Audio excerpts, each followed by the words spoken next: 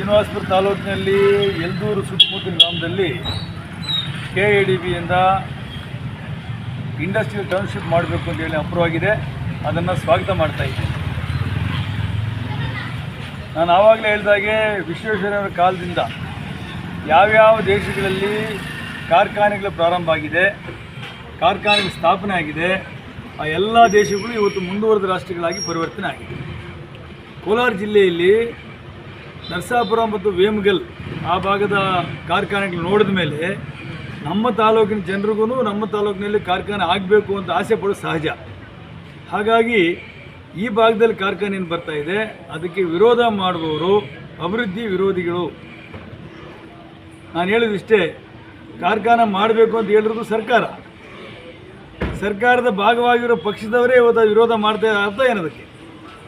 ನಾನು ಅವ್ರಿಗೆ ರಿಕ್ವೆಸ್ಟ್ ಮಾಡ್ತಾ ಇದ್ದೇನೆ, ನಿಮ್ಮ ವೈಯಕ್ತಿಕ ಹಿತಾಸಕ್ತಿಗೋಸ್ಕರ, ನಿಮ್ಮ ರಾಜಕೀಯ ಬೇಳೆ ಬೇಯಿಸ್ಕೊಳ್ಳೋಕ್ಕೋಸ್ಕರ ವಿರೋಧ ಮಾಡೋದು ದಯವಿಟ್ಟು ಬೇಡ.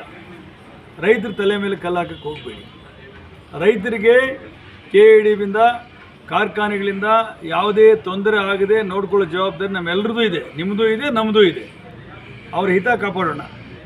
ಅಲ್ಲಿ ಸ್ಥಾಪನೆ ಆಗೋ ಕಾರ್ಖಾನೆಗಳಲ್ಲಿ ಸಾವಿರಾರು ಜನಕ್ಕೆ ಕೆಲಸ ಸಿಗುತ್ತೆ, ಭಾಳಷ್ಟು ದೊಡ್ಡ ಪ್ರಮಾಣದಲ್ಲಿ ಬಂಡವಾಳ ಉತ್ಪತ್ತಿ ಆಗುತ್ತೆ. ಅದ್ರ ಮುಖಾಂತರ ನಮ್ಮ ಭಾಗದ ಎಲ್ಲ ಈ ತಾಲೂಕಿನ ಎಲ್ಲ ಗ್ರಾಮಗಳು ಅಭಿವೃದ್ಧಿ ಆಗುತ್ತೆ. ಹಾಗಾಗಿ ಬಹುದಿನಗಳ ಆಸೆ ಇದು, ಬರಬೇಕಾಗಿದ್ದ ಆಸೆ ಪಟ್ಟಿದ್ವಿ, ಬಂದಿದೆ. ಅದನ್ನು ವಿರೋಧ ಮಾಡಿ ವಾಪಸ್ ಕಳಿಸೋದು ಬೇಡ. ನಿಮ್ಗೆ ರಿಕ್ವೆಸ್ಟ್ ಮಾಡ್ತಾ ಇದ್ದೇನೆ, ರಾಜಕೀಯ ಚುನಾವಣೆ ಬಂದಾಗ ಮಾಡೋಣ.